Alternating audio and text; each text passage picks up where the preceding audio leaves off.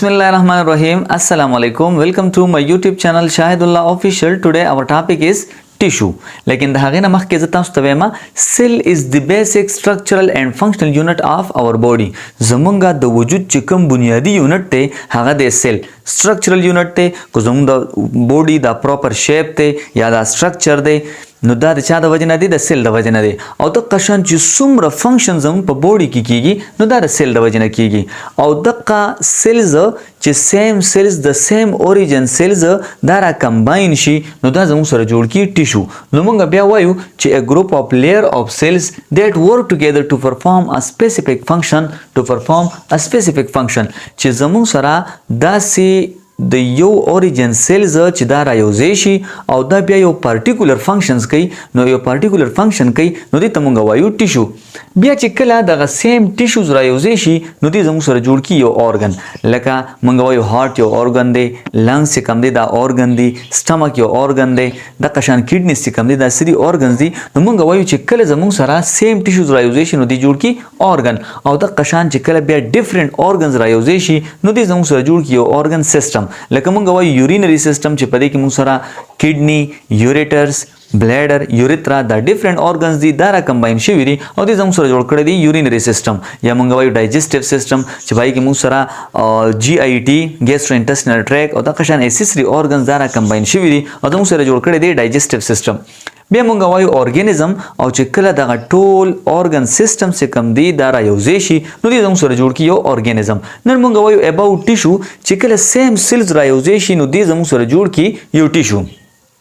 بیا چونکه مونږه د هیومن ټیشو باره کې سټډي کوو نو مونږ وایو چې زموږ سره چې کم دا انیمل ټیشو دی یا هیومن ټیشو دی نو دا ډیوایډ شوی دی په 4 پارټس کې دا ډیوایډ شوی زموږ سره په 4 پارټس کې یو ته مونږ وایو اپیتیلیل ټیشو کنیکټیو ټیشو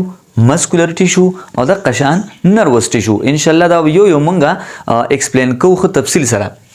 اپیتیلیل ټیشو د زمونږ بوډي له کورینګ ور کړی دی او د ز قشان زمونږ په بوډي کې مین کردار ادا کوي په ابزورپشن کې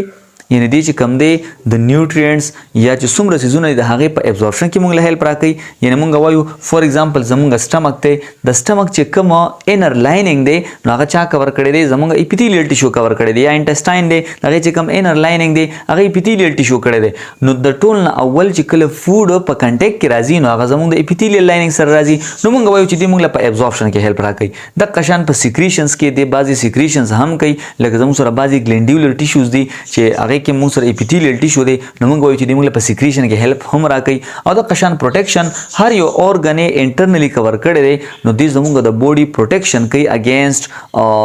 اني مټیریل چې کوم یو سیستم زموږ بوډي ته نقصان کاس کوي د هغه نه د زموږ د بوډي پروټیکشن کوي بیا موږ د کلاسیفیکیشن کړی دی اون د بیسس اف شیپ موږ وایو سکیمس کیوبایډل کولومنر دا زموږ سره په دې کې مختلف شیپس دي او موږ د قشان د ټیشو چې کوم کلاسیفیکیشن کړی دی نو دا موږ په د سبب بیس باندې کړی دی د مونږ په د دې د فنکشن په بیس باندې د دې د شیپ په بیس باندې او د قشان د دې د لوکیشن په بیس باندې مونږ د دې څه کړی دی کلاسیفیکیشن کړی دی بیا دویم نمبر دی زموږ سره کنیکټیو ټیشو ان شاء الله دا به موږ تفصیلی وایو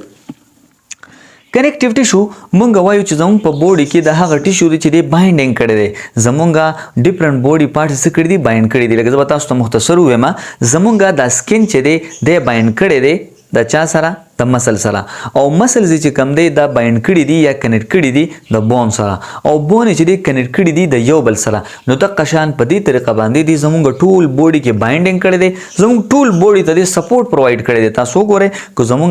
د بوډي ته سپورټ ور کړي دا بون ور کړي دي بون چې دا یو کنیکټیو ټیشو دی هغه بون چې الله پاک کنیکټ کړي دي یو بل سره په کنیکټیو ټیشو باندې په ټینډن او په کارټیلیج باندې یعنی په ټینډن او په لیګامنټس باندې لیګامنټ چې کم دی بون د بون سره اٹیچ کړي دي ټینډن چې کم دی نو بون د مسل سره اٹیچ کړي دي نو موږ وایو چې زموږ بوډي ته سور کړي دي سپورټ ور کړي دي د قشان انسولیشن زموږ سره چې کوم اډیپوز ټیشوز دي نو هغه زموږ کنیکټیو ټیشو دي او هغه زموږ د بوډي نه انسولیشن کوي لکه هیټ لاس چې کم دی هغه پریونټ کوي چې زموږ د بوډي نه ایکسس هیټ لاس نشي نه هغه په وجه باندې موږ ته هایپوترمیا کاس شي کوم چې مختلف بیماری موږ ته بیا کاس کولی شي نو موږ وایو چې زموږ ته څه کوي انسولیشن کاس کوي انرژي سټوریج موږ وایو کله موږ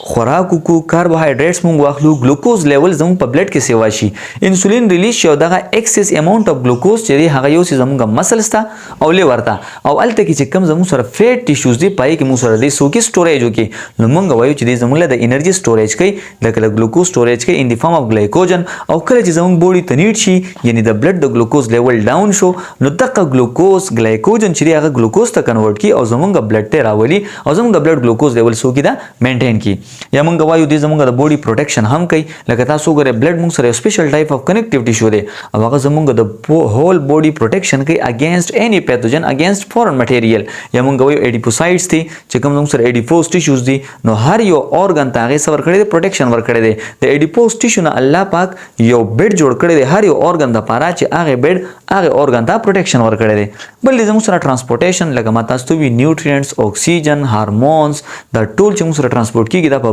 بلډ کې ترانسپورټ کیږي او بلډ چې د زموږ سره یو کنیکټیو ټیشو دی بیا دریم نمبر دی زموږ سره مسکولر ټیشو چې دی دا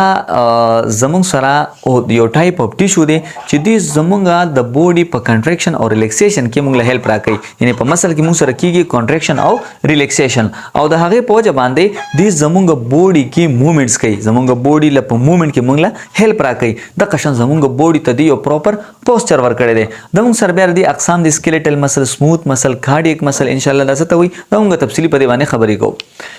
فورت نمبر دی زموږ سره نروس ټیشو چې په دې کې موږ د نیورون او د نیوروګلیا باره کې سټډي کوو چې نیورون دا سټرکچرل کمپوننټ دی زموږ د نروس ټیشو